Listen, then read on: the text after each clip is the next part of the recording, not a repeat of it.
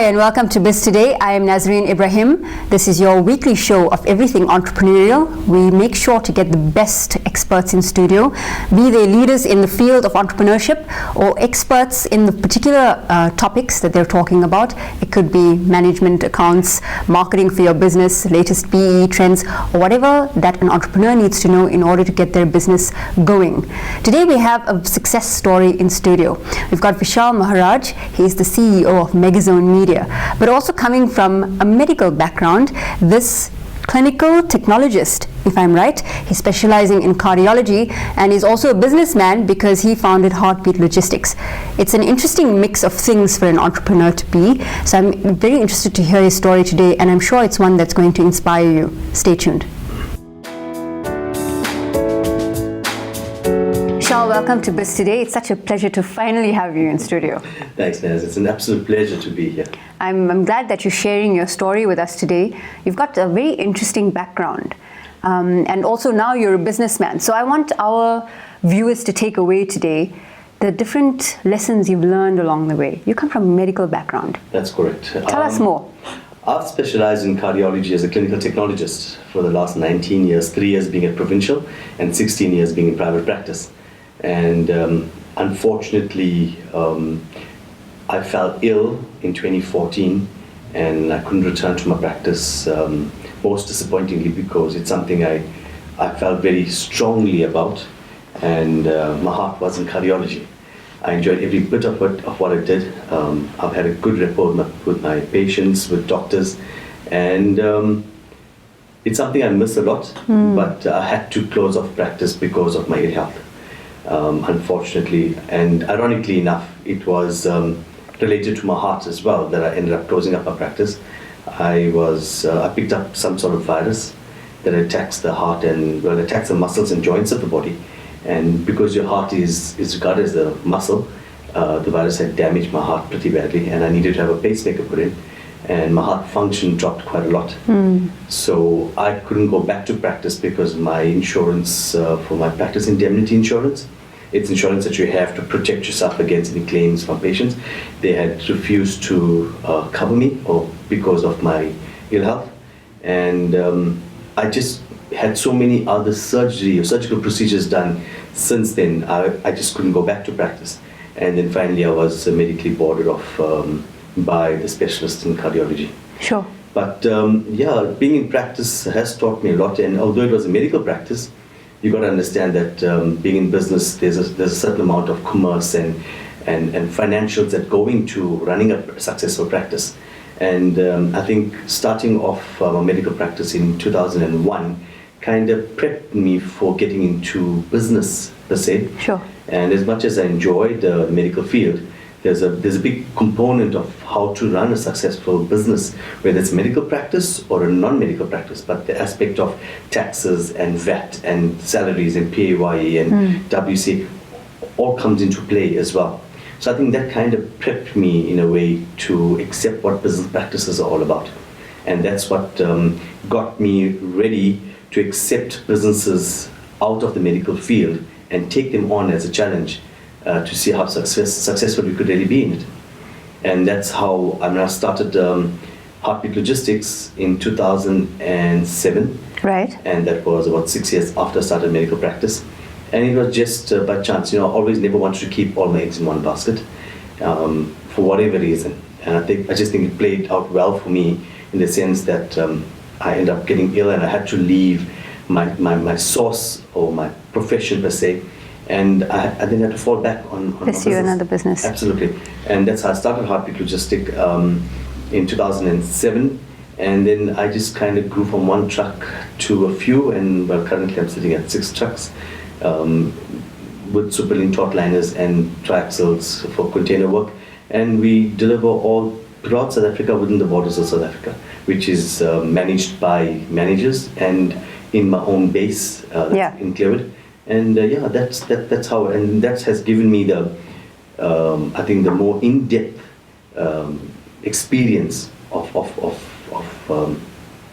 business and how to handle business, how to communicate with people, and how to get yourself settled into running a business. So you've brought out a lot of different points which I'd like to explore through your journey of being a medical professional, running a practice which teaches you many business practices, and then going through to, you obviously decided that you want to create wealth. So you started diversifying your business interests, setting up Heartbeat Logistics. I see you put your heart in it. Absolutely. Completely. And then obviously having that to fall back on when you had to end your medical career. Correct. Well, I want to explore a little bit before we talk about the more day-to-day functionality of being a business person. How did you feel at the point that you had to stop what you're really passionate about and you love and fix your mindset to now become a full-time entrepreneur? Because I'd like viewers to understand what the journey is like. It's a tough one. It's really, really difficult. But at that point in time when I was faced with that didn't even come to mind.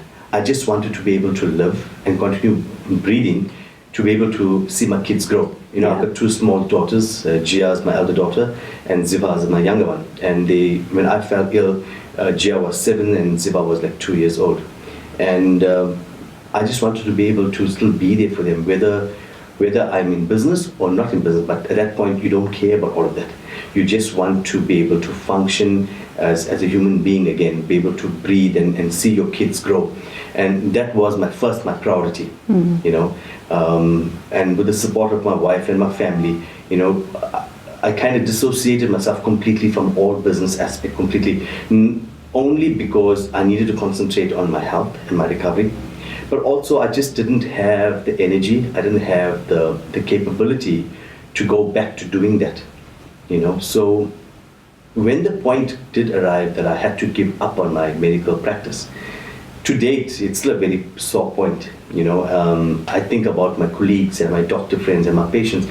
I get calls from patients to date asking me, is it possible that they could see me because they're not happy where they're going, or how are you doing, or we miss you, And it's still a very sore point for me because I loved what I did. And if I had to go back in time and you had to ask me, if you go back in time and do something as a profession, what would you do? I'll choose exactly what it was that I was doing as a clinical technologist, specializing in cardiology.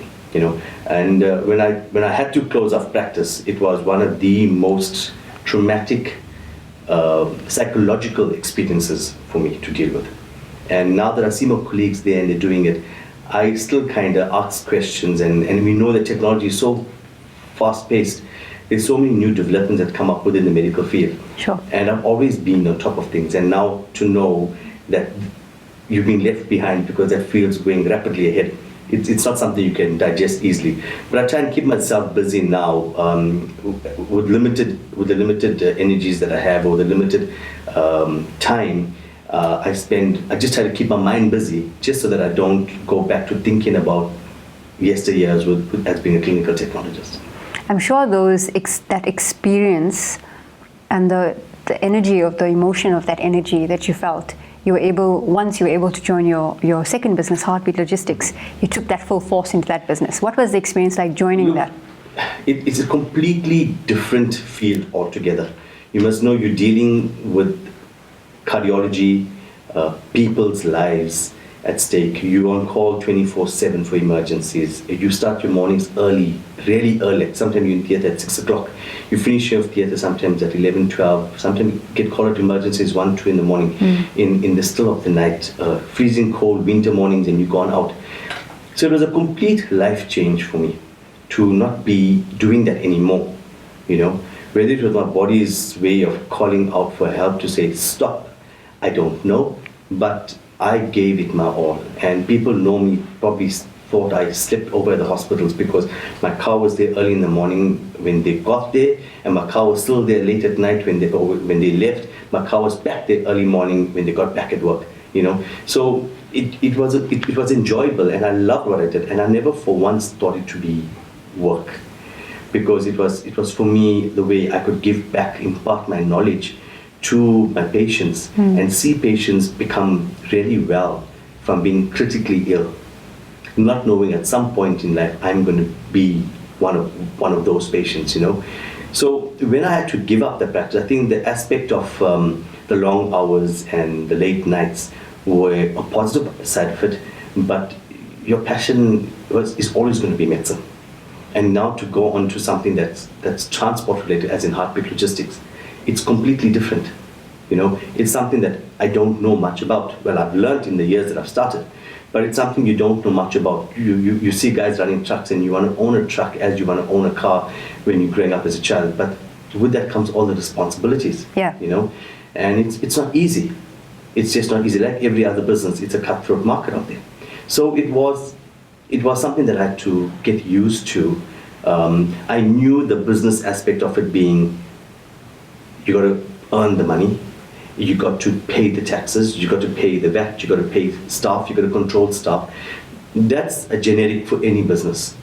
But I think each business has its own little something that will make it either successful or not. Yeah. And you can't apply what you've done in medicine, running a medical practice, to what you're doing running a logistics. It was a steep learning curve, you feel, for yourself? Yeah, absolutely steep learning curve. And more so, it's something you had to do almost immediately.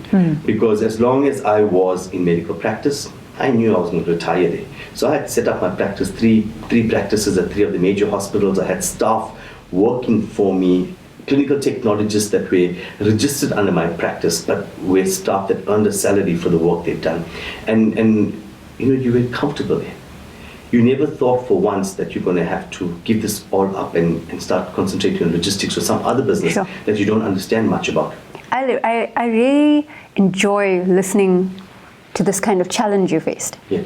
Because not only does it strengthen you as an entrepreneur, I mean, it brings out the resilience in you to be able to face the day by day. Yeah. And I like, and I'm hoping that our viewers take away a lesson from that, listening to your story, because I want you to continue, but to highlight the fact that you face such a major challenge to walk away from what you're truly passionate about. Yes. But you ensured that, I mean, you diversified your wealth creation mechanism. Absolutely. And you had to learn the very hard way to be able to run that successfully. So it's not an easy task being an entrepreneur. The one thing you learn in business is, and that will probably be the same kind of thread that goes through every business, is trust no one.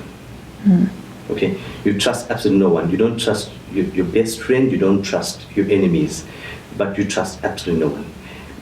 And you got to be very careful on what you do and what you say to people, just to be certain that the wrong thing is not